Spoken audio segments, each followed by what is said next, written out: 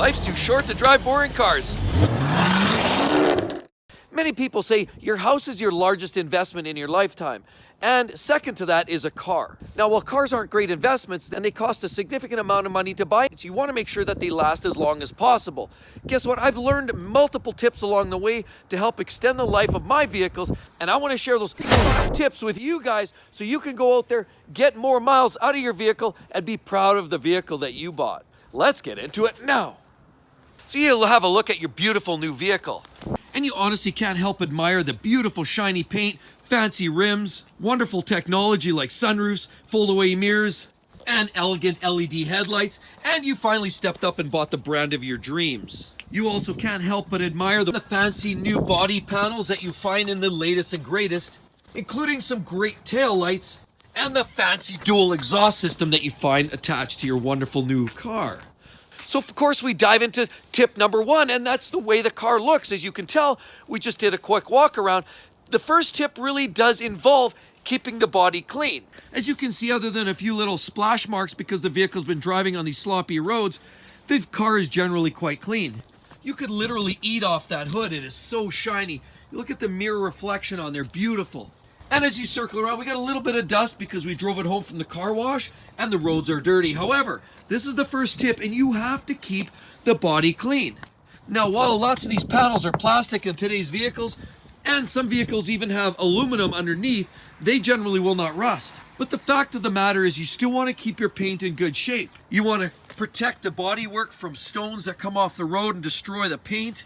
And that's why a lot of times people put 3M film on there, and it protects the front end from getting blasted by stones from drivers in front of you. So really it boils down to keeping the bodywork clean, touching up any little rock chips along the way, applying 3M film to the nose, bumper, the hood, mirrors, as well as the A-pillars. And as well, we don't want to forget about putting the 3M film on the rocker panels because that's where it sees a lot of the rocks and abuse. And you also want to hit some paint protection film in those upper sections in front of the rear wheel well. So essentially, by keeping the paint clean, it'll prevent it from corroding, keep it waxed at least once or twice a year, and the use of paint protection film in strategic locations ensures that this car will look tip-top and as close to new as possible for the next 5 to 10 years. Now the next tip on my list is one that people often forget. You get using your vehicle every day and you start to forget about the little things. It seems convenient to haul equipment and material. Maybe you've got kids to the school or you're hauling equipment for work. Whatever it is, we continually add weight to these vehicles over time. For example,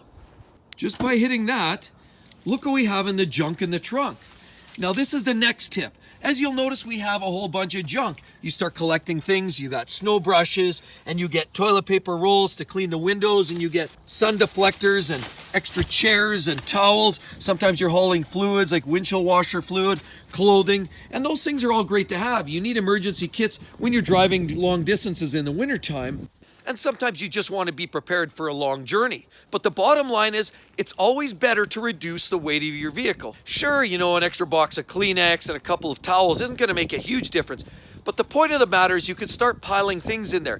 You got sports equipment, maybe your son's hockey equipment in there. You've got camping gear, and you start piling things in. And sometimes we all get busy with life and you forget to take it out and put it back in the garage or in the house. So ultimately, what you have to do is consider reducing the weight load on your vehicle. Now, it could be junk in the trunk or in the hatch if you have an SUV, or even stuff inside. Often you wind up with things inside the vehicle, whether it's a box of files for work or what have you. Get rid of that extra weight. It's dead weight. Because at the end of the day, weight is your enemy. Now, it impacts fuel economy. So if you're adding, say, an extra 100 pounds, that takes more throttle to move the vehicle down the road, as well as accelerating off a red light. If you've got a couple 100 pounds of extra weight, of extra junk in your vehicle, that does take a toll. You're going to lose fuel economy. In other words, you'll spend more fuel on acceleration, even to maintain speed. Let's not forget you'll lose performance because weight is performance's enemy. Power to weight ratio, you know the terminology, the more weight, the reduction in performance you'll see. Not to mention, if you're having extra weight you're lugging around, and this of course is more on the extreme end, but it's extra wear and tear on your differential, your transmission, and your engine is working all just that much harder. Throw an extra couple of 100 pounds in there, you'll start to feel the difference. As a matter of fact, on your average vehicle of this size, they can roughly equate 100 pounds of goods to about 10 to 20 horsepower loss. So it's pretty substantial. You start putting a few 100 pounds of junk in there that you just leave around, specifically in an SUV where you can really haul equipment around, that is going to have a significant toll on the lifespan as well as the overall economy and performance of that vehicle. So the next one is absolutely critical to get right. If you don't get it right, the vehicle will wear out much quicker, you'll get tired of it, or you'll just get caught up in a money pit. It's ultimately for your best safety, the vehicle's longevity, and the overall enjoyment of ownership. And that's proper maintenance of your beautiful vehicle. For example, the first one is brakes. If having poor brakes compromises your possibility of stopping in a case of an emergency. And if you've got people on board, it's for your own safety. You want to make sure you have good brakes, they're always up to snuff. For example, brakes right there, there's your calipers, you've got your brake pads, and they squeeze the disc. And so here's your disc, the pads squeeze down. When you press the pedal in the car, it squeezes the calipers, which then squeezes down a set of pads around this brake disc. And when that happens, there's natural wear. That's how brakes wear. That's a normal operation. But when these pads eventually wear out, you want to make sure that the thickness of the steel disc is not too thin anymore. In other words, it's not out of tolerance. If the disc is out of tolerance, when you change the pads, you may actually have to change the disc as well. That's very important. Another key element is these roads are bad. When you drive over these horrible roads, you got these potholes all over and cracks on the road. Eventually that does a number on your suspension. It starts to knock the geometry. Sometimes it bends parts. Control arms, ball joints all take a beating. So eventually with time, you want to make sure that your alignment is right. In other words, your wheel alignment, your front wheels has to sit typically with a camber like this. And there's a degree that you measure from straight out this way. There's a percentage of degree. Each wheel at the front have to be measured like this. The wheels at the back are typically cambered this way. And so they also have to have a certain degree off of vertical. That overall wheel alignment has to be identical from left to right on both the rear as well as the front of the vehicle. If those numbers are out, then that can have a direct impact on your tires and you can get premature tire wear. You might either get wear on the outside, wear on the inside, and you have to have proper tire inflation. Otherwise you can see quicker tire wear on your vehicle. We can't also forget what's under the hood. There we go. So it's very important that you have your antifreeze always up to snuff. You'll notice they always make reference to the owner's manual, and that's going to tell you the type of product you should be using. This is your coolant level, and it tells you exactly how to measure it. You always want to make sure you check that on a cold engine. It's very scalding hot if you do that on a hot engine. However, you should always have proper levels as well as the proper coolant. Follow the owner's manual for that, because running cold coolant can have a negative impact on your engine, as a lot of your engine cooling components are either plastic or rubber or aluminum, and they have aluminum fittings, and then aluminum starts to build corrosion, and a lot of parts can start seeing corrosion and wear and tear, and it can ultimately yield poor cooling and heating conditions as well as leaks. Engine. Of course, engine oil, definitely follow the owner's manual for the most part, but I would suggest you do oil changes no more than 7,000 or 8,000 miles. Some manufacturers now are extending them quite high. Personally, I still believe even with synthetic that you keep it lower than 8,000 miles to an oil service. Check your oil level weekly. You want to make sure that you're never too low and that you check it between the minimum and maximum oil levels. You never want to go above and you never want to go below. Check all other fluids, keep them topped up, including your brake fluid, which is typically tucked down in here. As you'll see this one here, there's a symbol that means brake because it's got exclamation mark and those little circles.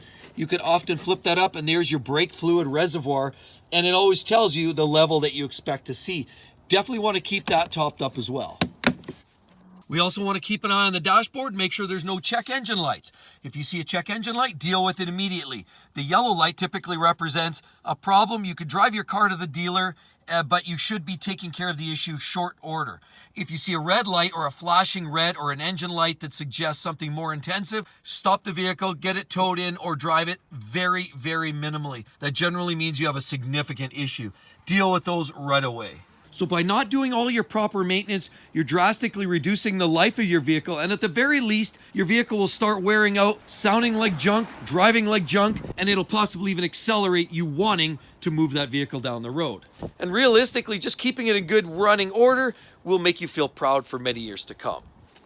So the next tip is, it's early in the morning and you haven't driven the car for overnight. It's cold in the morning. Yes, the engine is cool. What actually happens is the oil is down, all settled in the bottom of the engine. It takes some time once the vehicle's running to bring that oil back up. The oil pump takes 30 to 60 seconds to properly start the lubrication process to get the oil in all the right places. You do not want to drive the car hard for the first 30 to 60 seconds. That's in moderate temperatures. If it's minus 20, minus 30 degrees Celsius, you may even have to wait a few minutes before you really start driving it. Now remember, warming a vehicle for a half an hour doesn't make too much of a difference. Sure, it warms the engine, but it overheats the valve guides and the exhaust guide side. You wind up with exhaust valve guide wear, and it doesn't even heat up the differential or the transmission, so you're only doing marginal improvements on the heating effect if you're letting it idle for a half an hour. But the key is it should warm up for a couple minutes in really cold weather, or again, as I said, 30 to 60 seconds before you get on it.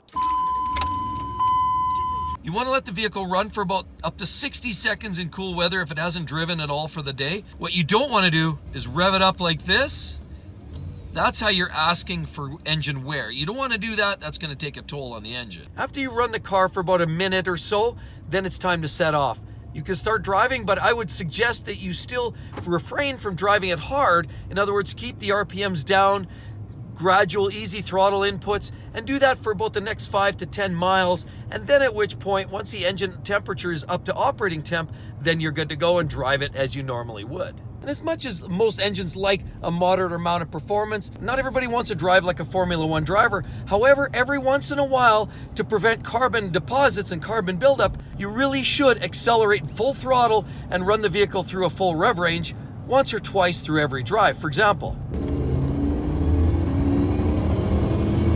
and simply by running at a little higher RPM than you normally would in typical traffic. And so by driving like this occasionally, what you're doing is the Italian tune-up, and for lack of better word, you're knocking off some of the carbon deposits that you would typically find in your developing within your engine. Even more importantly, in these modern direct injected engines, which manage to produce far more carbon deposits.